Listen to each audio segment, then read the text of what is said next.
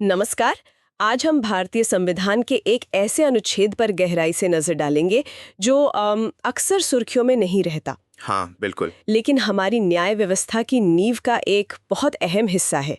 अनुच्छेद 145। सही कहा। ये वो प्रावधान है जो देश की सर्वोच्च अदालत मतलब सुप्रीम कोर्ट को अपनी कार्यप्रणाली और प्रक्रिया तय करने के लिए नियम बनाने का अधिकार देता है। जी। हमारे पास इस विषय पर कुछ दिलचस्प स्रोत हैं जो इस अनुच्छेद के आप कह सकती हैं अलग अलग पहलुओं को उजागर करते हैं।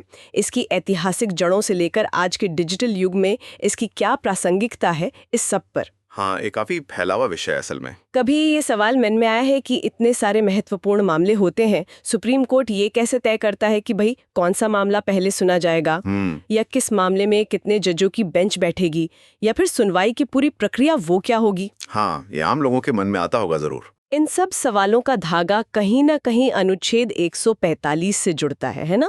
बिल्कुल, इसी से जुड़ता है।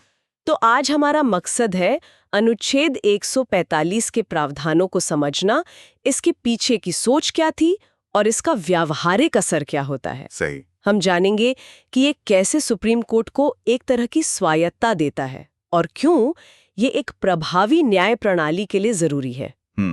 चलिए इस महत्वपूर्ण संवैधानिक पहलू की बारीकियों को समझते हैं। शुरू करते हैं। सबसे पहले आइए अनुच्छेद 145 का जो मूल तत्व है उसे समझें। इसका खंड 1 कहता है कि सुप्रीम कोर्ट राष्ट्रपति की मंजूरी से अदालत की सामान्य कार्यप्रणाली और प्रक्रिया के नियम बना सकता है। जी, राष्ट्रपति की मंजूरी इसमें जरूरी है। हाँ, वहीं खंड 3 एक बहुत महत्वपूर्ण बात कहता है, अगर कोई मामला संविधान की व्याख्या से जुड़ा है या किसी मौलिक अधिकार से जुड़े कानून की व्याख्या से। हाँ बिल्कुल, या मौलिक अधिकार से जुड़े कानून की व्याख्या से संबंधित है, तो उसका फैसला करने के लिए कम से कम 5 न्यायाधीशों की पीठ यानी बेंच होनी चाहिए। 5 जज कम से कम। आसान शब्दों में कहें तो सुप्रीम कोर्ट अपनी गाड़ी खुद चला सकता है, अपने नियम बना सकता है, बस राष्ट्रपति की सहमति लेनी होती है। हाँ, पर यहाँ दिलचस्प बात यह है कि ये शक्ति महज एक प्रक्रियात्मक सुविधा नहीं है। अच्छा। ये न्यायिक स्वायत्तता, जिसे हम जुडिशियल ऑटोनॉमी कहते हैं, उसका एक शक्तिशाली प्रतीक है। आप सोचिए, अगर न्यायपालिका को अपनी अंदरूनी कार्यप्रणाली तय करने के लिए कार्यपालिका या विधायिका पर निर्भर रहना पड़ता तो मुश्किल हो जाती। हाँ, तो उसकी स्वतंत्रता पर सवाल उठ सकते थे, है ना?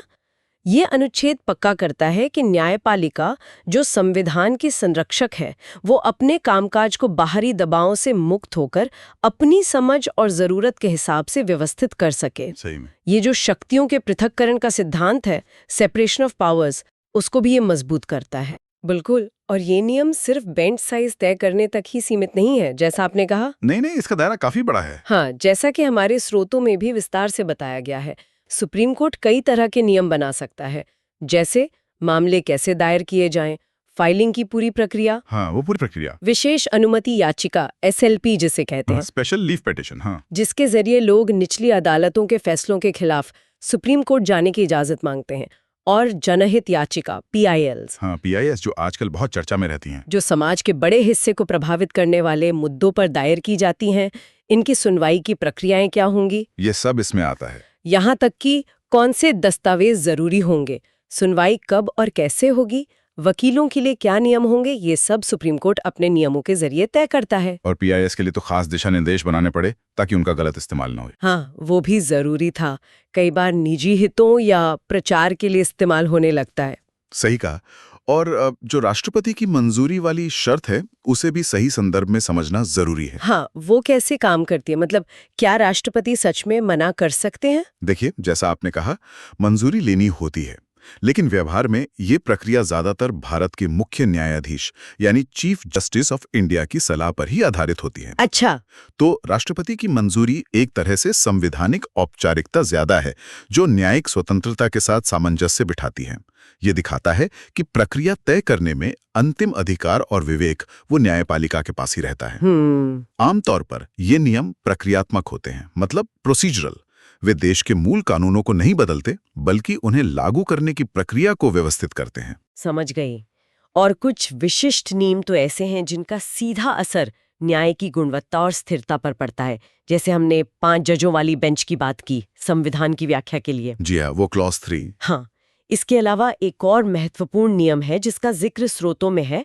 अगर सुप्रीम कोर्ट को अपनी ही किसी पुराने फैसले को पलटना हो, कोई स्थापित कानूनी सिद्धांत मतलब प्रेसिडेंट, हाँ, किसी पुराने प्रेसिडेंट को ओवररूल करना हो तो उसके लिए और भी बड़ी बेंच चाहिए, कम से कम 7 जजों की बेंच। 7 जज, बिल्कुल। ये दिलचस्प है। यदि हम इसे बड़ी तस्वीर से जोड़कर देखें तो जजों की संख्या के ये नियम बहुत गहरे मायने रखते हैं। कैसे?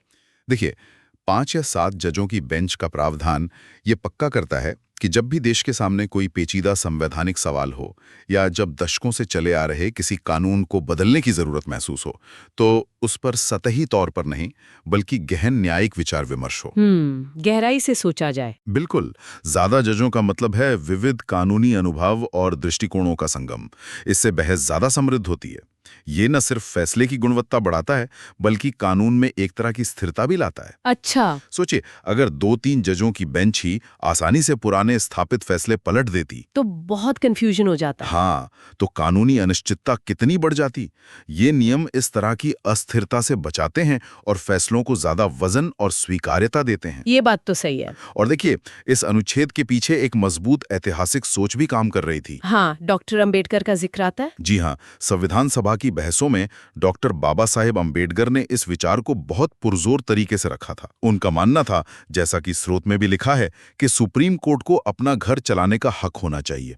वो जानते थे कि अगर अदालत अपनी प्रक्रिया खुद तय नहीं कर पाएगी तो न्याय में फालतू की देरी होगी और बाहरी हस्तक्षेप की गुंजाइश भी बनी रहेगी। हाँ, ये तो है। उनका तर्क था कि नियम बनाने की आंतरिक शक्ति न्याय को सिर्फ तेज नहीं बल्कि ज्यादा व्यवस्थित और प्रभावी बनाने के लिए अनिवार्य है। ये महज कोई प्रशासनिक सुविधा का मामला नहीं था उनके लिए। नहीं, ये न्यायपालिका की गरिमा और स्वतंत्रता से जुड़ा था। बिल्कुल। डॉक्टर अंबेडकर और संविधान सभा के अन्य सदस्यों की इसी दूरदर्शिता और न्यायिक स्वतंत्रता के प्रति उनकी जो प्रतिबद्धता थी, उसी के कारण अनुच्छेद 145 को संविधान का हिस्सा बनाया गया। उद्देश्य बिल्कुल साफ था, एक ऐसी सर्वोच्च न्यायपालिका का निर्माण करना जो स्वतंत्र हो, निष्पक्ष हो और अपना काम बिना किसी बाधा के कुशलतापूर्वक कर सके। नियम बनाने की शक्ति इसी स्वतंत्रता और कुशलता की, आप कह सकते हैं, कुंजी मानी गई। तो इसका मतलब ये है कि वो जो दूरदर्शिता थी 50 के दशक की, वो आज भी उतनी ही प्रासंगिक है। बिल्कुल। कैसे जुड़ती है वो सोच आज के दौर से? अरे बिल्कुल, यही तो इस प्रावधान की खूबसूरती है। डॉक्टर अंबेडकर का वो सिद्धांत कि अदालत अपना घर खुद चलाए, आज भी सुप्रीम कोर्ट को लगातार बदलती दुनिया के साथ कदम मिलाने में सक्षम बना रहा है। अच्छा। हाँ, ये सिर्फ फाइलों के रखरखाव या सुनवाई की तारीख तय करने तक सीमित नहीं है।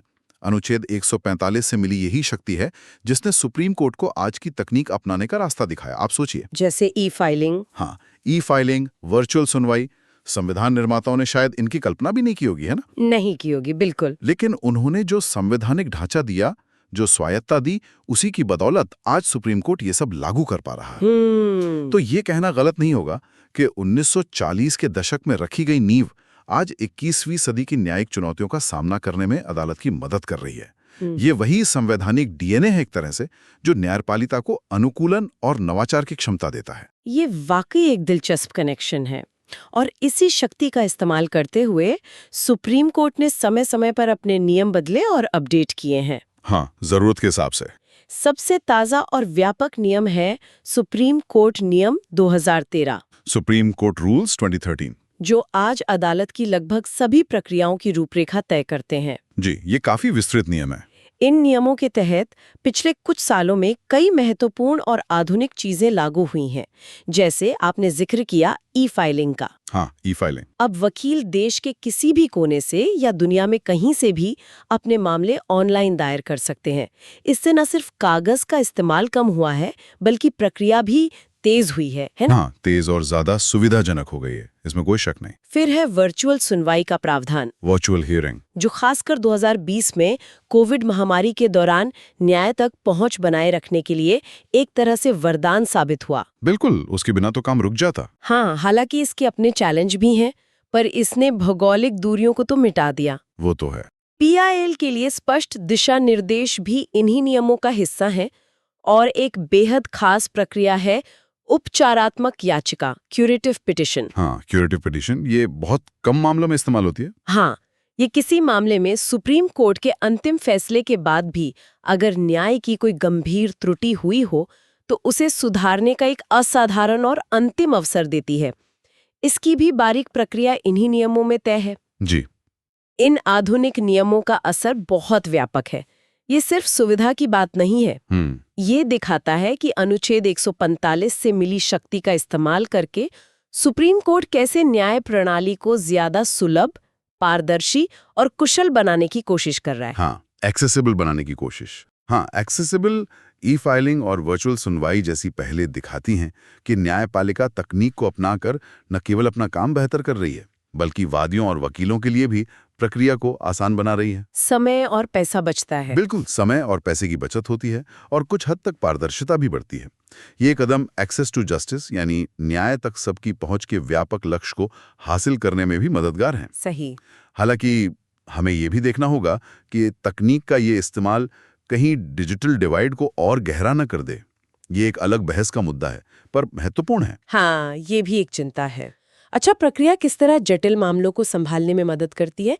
इसका एक बड़ा उदाहरण शायद आधार मामले की चुनौती थी। हाँ, बिल्कुल। आधार केस एक क्लासिक उदाहरण है। जब आधार कार्ड की संवैधानिक वैधता और निजता के अधिकार के उल्लंघन को लेकर मामला सुप्रीम कोर्ट पहुंचा, तो उसकी गंभीरता और उसमें शामिल संविधान की व्याख्या के जटिल सवालों को देखते हुए अनुच्छेद 145(3) का इस्तेमाल हुआ। हाँ, और 9 न्यायाधीशों की एक विशाल पीठ का गठन किया गया था। 9 जज। 9 जज। यहाँ ये ध्यान देने योग्य है कि सिर्फ 9 जजों की बेंच बनाना ही काफी नहीं था। उस पूरे महामामले को संभालना अपने आप में एक बहुत बड़ी चुनौती थी। हाँ, सोच सकते हो। हजारों पन्नों के दस्तावेज, दर्जनों वकील, महीनों तक चली बहसें। सुप्रीम कोर्ट के जो प्रक्रियात्मक नियम थे, उन्होंने ही इसे संभव बनाया। अच्छा, कैसे? देखिए, ई फाइलिंग ने दस्तावेजों के इतने बड़े ढेर को प्रबंधित करने में मदद की। सुनवाई के लिए समय सीमा तय करने, बहस का क्रम निर्धारित करने और सभी पक्षों को अपनी बात रखने का पर्याप्त अवसर देने, इन सब में सुप्रीम कोर्ट रूल्स 2013 की भूमिका बहुत अहम थी। यानी एक स्ट्रक्चर मिला। बिल्कुल, एक स्ट्रक्चर। यहां तक कि वीडियो कॉन्फ्रेंसिंग के जरिए भी कुछ बहसें हुई उस वक्त। इन नियमों से बनी व्यवस्था ने ही इतने बड़े और जटिल मामले को कुशलतापूर्वक चलाना संभव किया। और अंत में फैसला भी ऐतिहासिक आया। हाँ, और अंततः इसी सुचारू प्रक्रिया के रास्ते चलकर ही वो ऐतिहासिक फैसला आया जिसने निजता के अधिकार को मौलिक अधिकार घोषित किया। तो हम साफ देख सकते हैं कि कैसे एक मजबूत प्रक्रिया जो नियमों से संभव हुई, एक महत्वपूर्ण और न्यायपूर्ण परिणाम तक पहुंचने का जरिया बनती है। नियम सिर्फ व्यवस्था नहीं बनाते, वे न्याय की गुणवत्ता भी सुनिश्चित करने में मदद करते हैं, एक तरह से। हालांकि इस सिक्के का दूसरा पहलू भी है। जैसा कि स्रोत में इशारा किया गया है, कभी-कभी ये आलोचना भी सुनने को मिलती है कि क्या सुप्रीम कोर्ट के नियम कुछ ज्यादा ही सख्त और जटिल हैं? हाँ, ये बात उठती है। क्या ये कभी-कभी आम आदमी के लिए न्याय तक पहुंचने में, अनजाने में बाधा तो नहीं बन जाते? मतलब प्रक्रिया का पालन करते करते कहीं न्याय पीछे तो नहीं छूट जाता? देखिए, ये एक वाजिब चिंता है और इस पर बहस होती रहती है। इस पर सुप्रीम कोर्ट का दृष्टिकोण, जैसा कि स्रोत हमें बताते हैं, लगातार यही रहा है कि न्याय में व्यवस्था और अनुशासन बेहद जरूरी है। डिसिप्लिन। हाँ, डिसिप्लिन। नियमों का उद्देश्य मनमानी रोकना और एक तयशुदा निष्पक्ष प्रक्रिया सुनिश्चित करना है, ताकि सभी पक्षों को समान अवसर मिले और फैसला तार्किक आधार पर हो। सही। नियमों के बिना तो अराजकता फैल सकती है, जिससे न्याय में और भी ज्यादा देरी होगी और शायद वो उतना निष्पक्ष भी न रह पाए। ये भी सही है। हाँ, ये जरूर है कि नियमों की व्याख्या और उनके अमल में थोड़ी संवेदनशीलता और लचीलेपन की जरूरत हमेशा रहती है, ताकि प्रक्रिया जो है वो न्याय का गला न घोंट दे। संतुलन साधना जरूरी है। बिल्कुल। और हम देख रहे हैं कि सुप्रीम कोर्ट महत्वपूर्ण मामलों में इन नियमों का लगातार उपयोग कर रहा है। जैसे हाल ही में 2024 में आधार और निजता से जुड़े कुछ और जटिल सवालों पर, या चुनावी बॉन्ड जैसे मुद्दों पर विचार करने के लिए फिर से बड़ी बेंचों का गठन हुआ। हाँ, इलेक्टोरल बॉन्ड्स वाला मामला। हाँ, यहाँ तक कि 13 न्यायाधीशों तक की पीठ के गठन की जरूरत महसूस हुई, जो अनुच्छेद 145 के तहत निर्धारित प्रक्रिया और बेंच साइज नियमों को लागू करने का ही उदाहरण है। ये दिखाता है कि बड़े संवैधानिक महत्व के मामलों के लिए स्थापित नियमों का पालन आज भी कितना जरूरी समझा जाता है, चाहे वो कितने भी जटिल क्यों न लगें। संतुलन साधना ही कुंजी है, जैसा आपने कहा। हाँ, तो कुल मिलाकर देखें तो अनुच्छेद 145 महज एक प्रक्रियात्मक नियम बनाने वाला प्रावधान नहीं, उससे कहीं ज्यादा है। हाँ, बल्कि ये भारतीय न्याय प्रणाली के स्वतंत्र और प्रभावी कामकाज को सुनिश्चित करने वाला एक आधार स्तंभ है। ये सुप्रीम कोर्ट को वो शक्ति और लचीलापन देता है जिससे वो अपनी कार्य प्रणाली को समय और जरूरतों के हिसाब से ढाल सके, हाँ, अडेप्ट कर सकते हैं। अडाप्ट कर सके, और ये सुनिश्चित कर सके कि न्याय न केवल हो बल्कि प्रभावी, व्यवस्थित और समयबद्ध तरीके से हो, बिल्कुल। जैसा कि स्रोत में कहा गया है, तेज व्यवस्थित न्याय। बिल्कुल। और ये हमें एक महत्वपूर्ण सवाल पर लाकर खड़ा करता है सोचने के लिए। क्या? देखिए, अनुच्छेद 145 सुप्रीम कोर्ट को प्रक्रिया तय करने की काफी हद तक स्वायत्तता देता है, लेकिन आज के दौर में जब तकनीक इतनी तेजी से बदल रही है, हाँ, AI वगैरह भी आ रहा है। हाँ, साइबर कानून जैसे नए क्षेत्र उभर रहे हैं और न्याय तक आम आदमी की सरल और सस्ती पहुंच एक बड़ी चुनौती बनी हुई है। तो इस प्रक्रियात्मक स्वायत्तता, तकनीकी बदलावों और आम आदमी की न्याय तक पहुंच के बीच का संतुलन भविष्य में कैसे विकसित होना चाहिए? ये बड़ा सवाल है। क्या नियमों को ज्यादा लचीला और तकनीक अनुकूल होना चाहिए ताकि पहुंच आसान हो, या फिर न्यायिक प्रक्रिया की गरिमा और व्यवस्था बनाए रखने के लिए मौजूदा सख्ती बरकरार रखना ज्यादा जरूरी है? इस संतुलन को आने वाले समय में कैसे साधा जाएगा, ये देखना बहुत महत्वपूर्ण होगा। वाकई ये गहरा सवाल है जिस पर लगातार सोचने की जरूरत है। अनुच्छेद 145 जैसे संवैधानिक प्रावधानों की बारीकियों को समझना इसलिए भी जरूरी है ताकि हम अपनी न्याय प्रणाली के कामकाज, उसकी शक्तियों और उसकी चुनौतियों को बेहतर ढंग से समझ सकें। बिल्कुल। आज की इस गहरी पड़ताल को यहीं समाप्त करते हैं। धन्यवाद। धन्यवाद।